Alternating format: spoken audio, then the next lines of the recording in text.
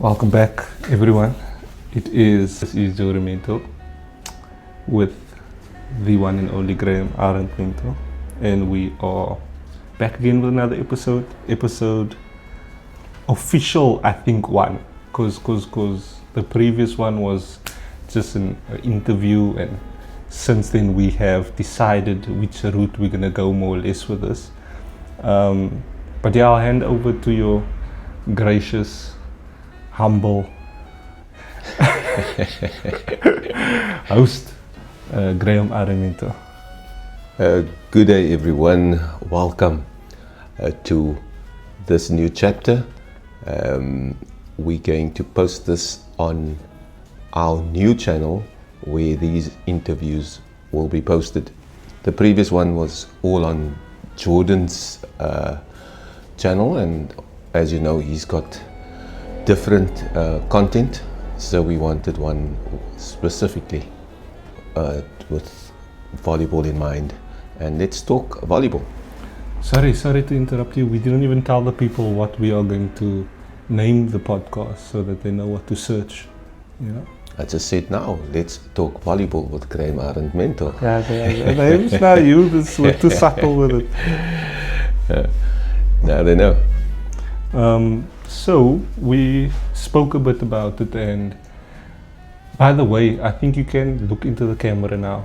It's totally up to you, back and forth. I do so. But we decided that each episode we would try and structure around 5 pillars, being story of the week, where Graham would just either reminisce about the old story of back in the day or something happened currently in the world of volleyball. We'll leave that totally up to him. Then quick-fire questions, where we would definitely encourage the audience to send in their questions so that we can answer them weekly and you can just get to know Graham a bit better. We've got Spotlight Player of the Week, where Graham would decide who he thinks deserves, a bit more praise and notoriety. I'm looking at you to see if that word is that word fits in there. It's always editorial. Okay. Just who he thinks needs a bit more of a spotlight on them. And then 4th one being a South African player you should know.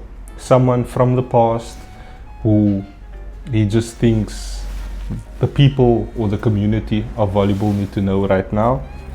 And then finally just end it off with a book of the week, which not necessarily volleyball related, but just something that maybe touched him or a message he would want to share. So yeah, without further ado, let's hop right into it.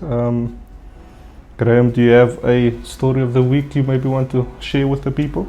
I do. Maybe it's a few that will just link into one another.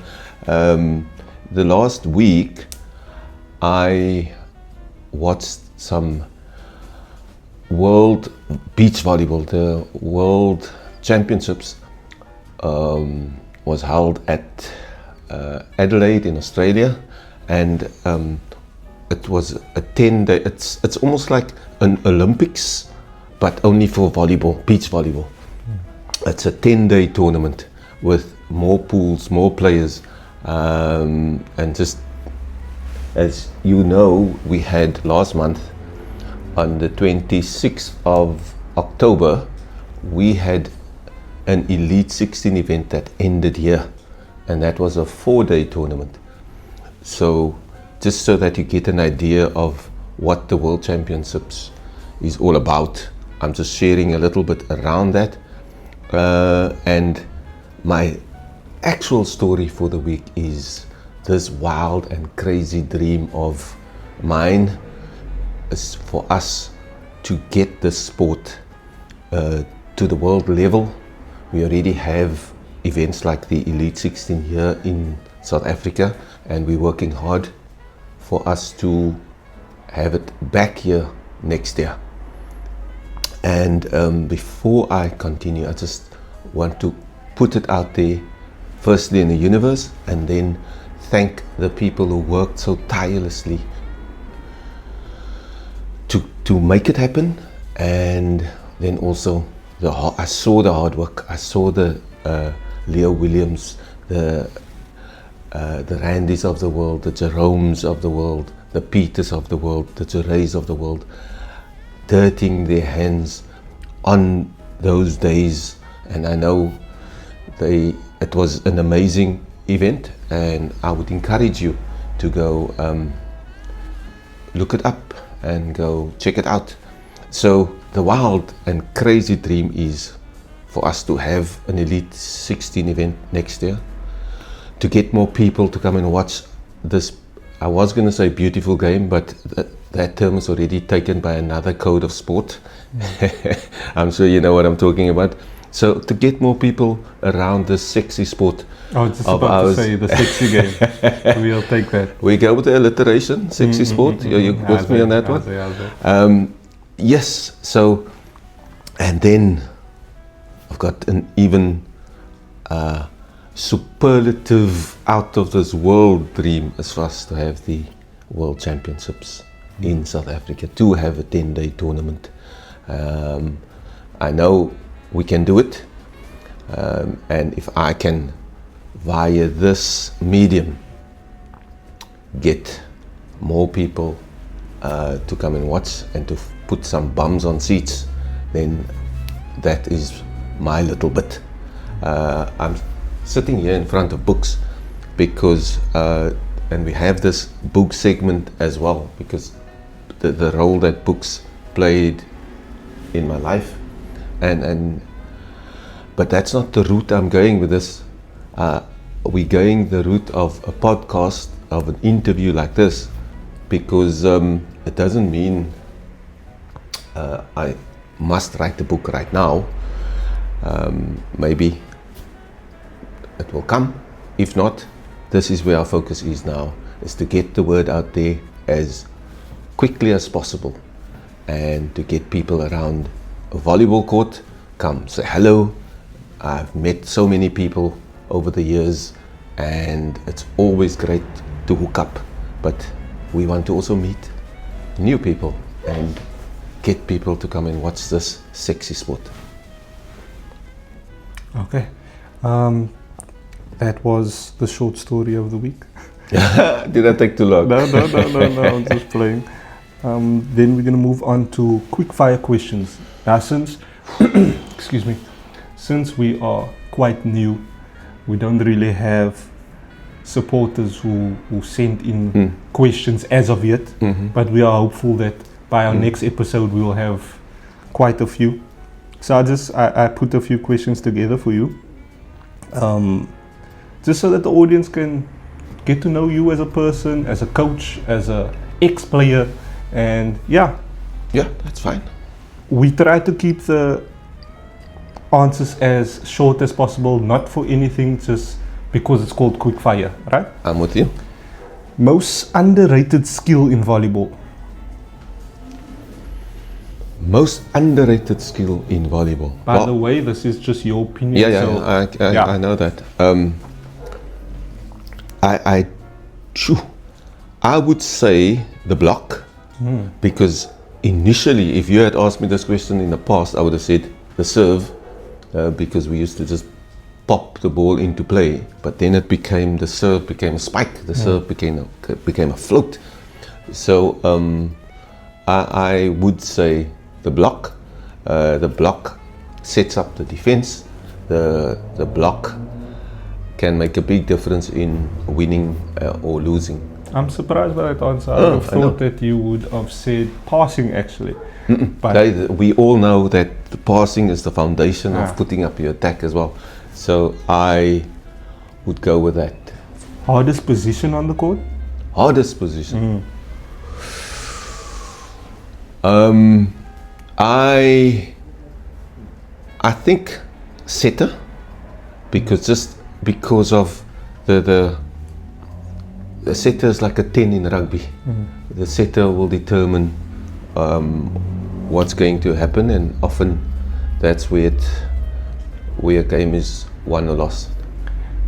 Okay, this one I want no explanation. Beach or indoor? How can I not explain? If you need to, we can give you a sentence or two to Okay. explain yourself. I'll tell you why that is one of the toughest questions to answer, because the one is my first love and the other one I did better at. So,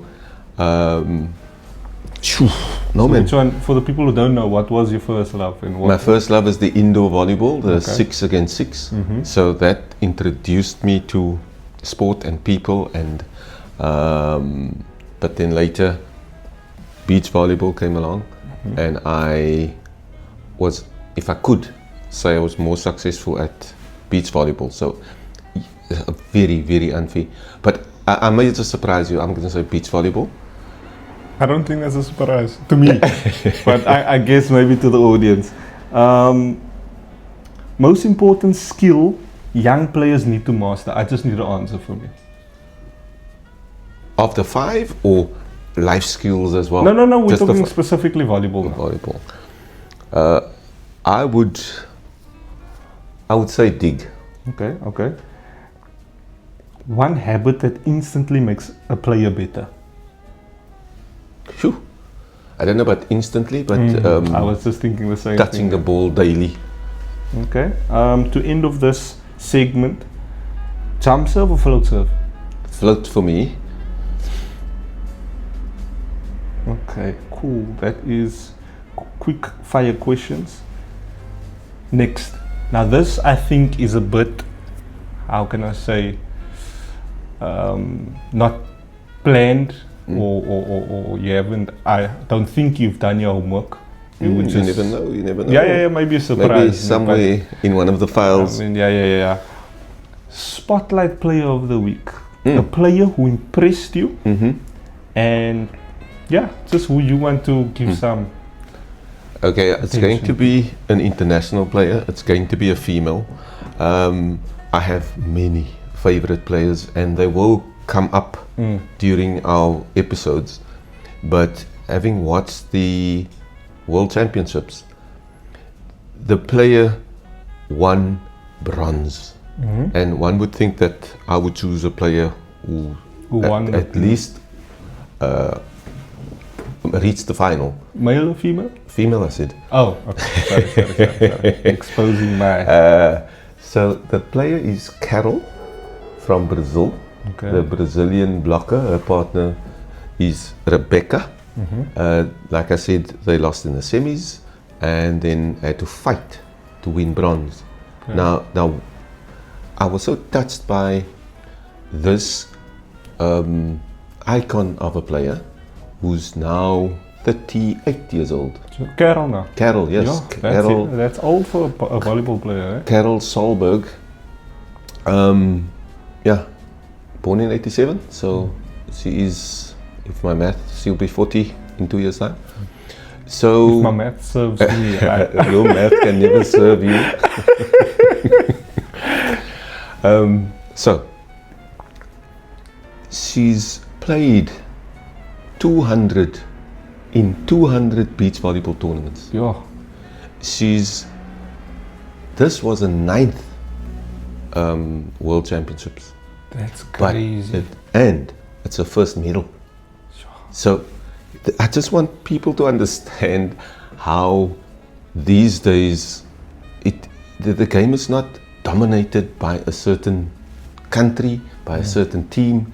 When you step onto the podium, you know that battle through that tournament to reach bronze is immense.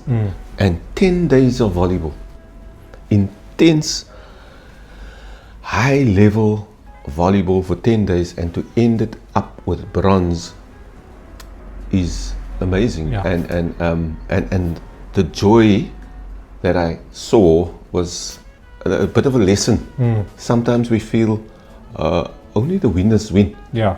But the difference between a silver and bronze is when you win bronze, you go home with a win under the belt.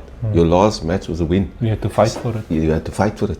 And it's not the easiest, because having lost the semis, you must pick yourself up from that low to step onto a court for the last time of that tournament and to walk away with bronze is a tough ask, especially after 9 tough days past. So Carol, for me, and just what I saw about her was moved me. Yeah. Do you mind if I share my player of the week? Seeing that it's my channel, I think the player that I want to talk about is not going to be one that would be in all the headlines, which is either of the Swedish teams. But I do want to speak about Winkler, the German cover player. I think we heard that they've played some of the best beach volleyball they have in quite a while. They're also the team that beat Norway, the better Norway. The best Norway. Yeah, and I think he's really one of the most underrated cover players in the world right now. I was blown away by some of the touches he was making. It's just a pity that they couldn't take it, across the final, having lost in the semis and then also being beaten By the French for the bronze, which is also an upset. Yeah. So it's true what you're saying in terms of having lost in the semis, you still have to fight for that bronze medal. It's not a given. Yeah. Before we close off the segment, I want to ask you. I don't think I warned you about this question, but who's your favorite South African player at the moment?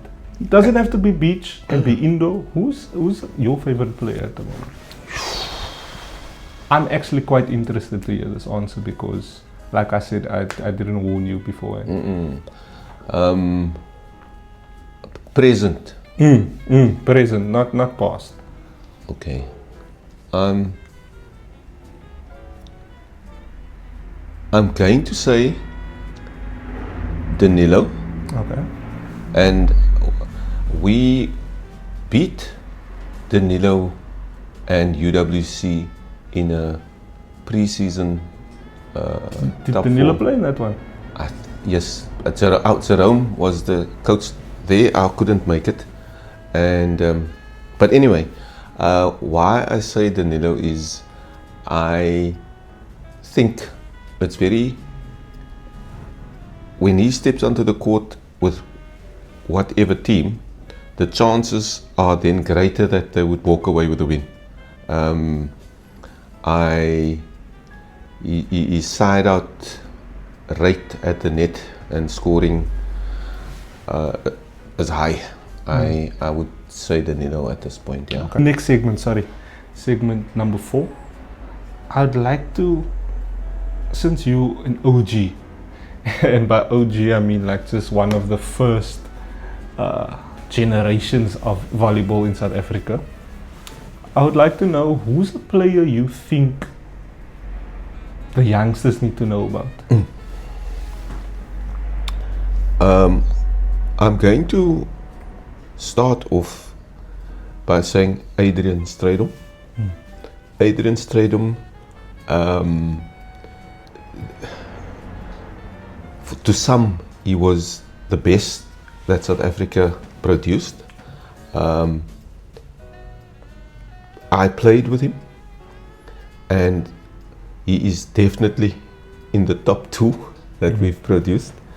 But I have reasons why someone else is number 1, but that's not why we hear the rating necessarily. I say Adrian Stradom, and I want the youngsters especially to know, depending on how much time we have. We have as much time as you need. He's been, and we can learn from that. He was someone who grew up in Heideveld, but from Heideveld he ended up his volleyball playing in the Bundesliga in Germany as a libero. And how many players have since or before him played done that? I don't know of any. I know of another player who also moved to Germany, Wesley, but I didn't quite track his volleyball. So yeah, so Adrian left here to go in, and what I want to the message is that Howie had to fight, and we would think that volleyball came easily and he was a natural, all of that, but the circumstances were such that it's not of a privileged nature. So for him to go and just fight his way to go and play in the Bundesliga, that's the drive that I want to see come through from the younger players. That doesn't mean because something is not handed to you that you have a reason not to go for it. It is about grit. It is about going for what you want. I don't know if the camera can pick it up. There's a photo of the two of us where we were Western Province coaches, and there's another one. And then something that others may not know is that he knew that volleyball will always be his ticket. Volleyball is the one thing that that's going to be his profession, whether he plays in the Bundesliga. And when that career was done, he came back home and he coached here. In fact, he passed on while coaching at UJ in Johannesburg. But he didn't just take his volleyball experience from Germany and come and coach here in South Africa. He went to get his qualifications.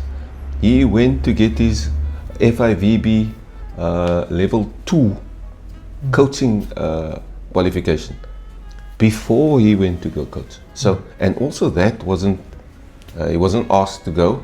He was determined to go get his qualifications so that he can not just serve our people, but universities who want him to coach for them can pay according to his papers. So yeah, Adrian Stradom. Sorry to interrupt. I actually just wanted to share a story that you shared with me of the time you were coaching UCT and how you took advantage of his resources. Do you mind sharing that with the Certainly. people? So being coached at UCT at the time, many years ago, I knew he was in Germany, and whenever he's back, whether it's now for a short stint between seasons or whatever, he would share with me, and I would invite him to come coach at UCT.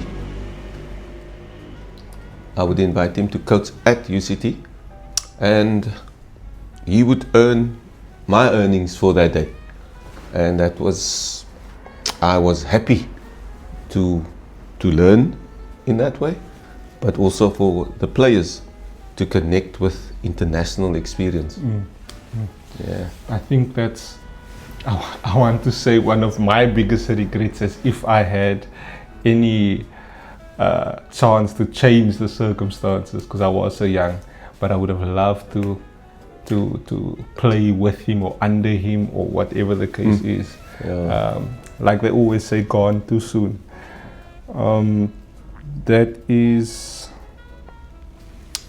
segment 4, and then we are on our last segment, the book of the week. Yes. I need for people to see. Do you mind just bring the book just a bit closer so we can see the name properly and other? Thank you. I'm not going to talk long. I think this book says it all. It's Other Side of the Track, and I know, yes, track, because it's a book on athletics. Now, he's also playing with words here, because the track was also how we were divided. Certain races would live on the one side of the track and others on the other side of the track. We grew up on what many may say the wrong side of the track. And Clement du Plessis was an athlete on this side of the track and did well as an athlete. But this book speaks about his... I looked through this book and I can see all the research that had to go into this. Now, Clement was, if not still, part-time journalist. Though he started as a teacher at Mondale. Just look at the quality. Now, I said there's also a reason why I'm following this route.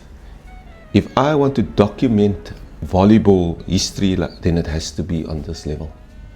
And I'm afraid I don't have the expertise to make a book look like this, be so thorough and so excellent. It's people, the book is still available. You can drop, how do you say, drop in the link? No, we dropped the link, but okay, we don't we don't have a link. However, you guys would be able to find it anywhere. Go search it. We gave you the name of the book, and you can get it online. You can get it online, but also on Facebook. They've got Athletics Clipboard. Sorry, Athletics Clipboard. It's the information would be there as well. And where to find the book. Okay, and cool. in that I can maybe drop the link to that. Yes, in yes. the you can see down below. There's a photo of me also in that where I show off that I also bought the book. So yes, the lesson in this is that we have to be resourceful, we have to be thorough, we always represent, and we cannot represent and we don't live up to a certain quality. So if we're going to write a volleyball book, whether it's short stories or something like a documentary in book form, the level must be world class. Thank you, Clement. Thank you for this amazing book, and I hope you get more eyes on it. So that is more or less a wrap on our first official episode of Let's Talk Volleyball with Graham Arendtmentel. And Graham's already shared with you guys that the mission is to start building the community of volleyball. Not start, the people at CTVF and other, what you call them? Federations have been doing amazing work and slowly starting to fill venues like UCT. And I can't say I remember, but I know stories. So we taking small steps back to the glory days, as they say. And if we can play a part in it, we want to grow the sport and just leave our mark, right, Graham? Absolutely, and thank you again for... So that you're going to take my hand again? Yes. Thank you so much. This is our thing, every episode, man. Since Graham is he's going to get a bit tongue-tied, I would like to remind you guys to like, comment, and subscribe. Please share it with all your friends and family. Spread the word. Don't do it for us, but do it for volleyball. We will see you guys in the next episode. Thank you so much.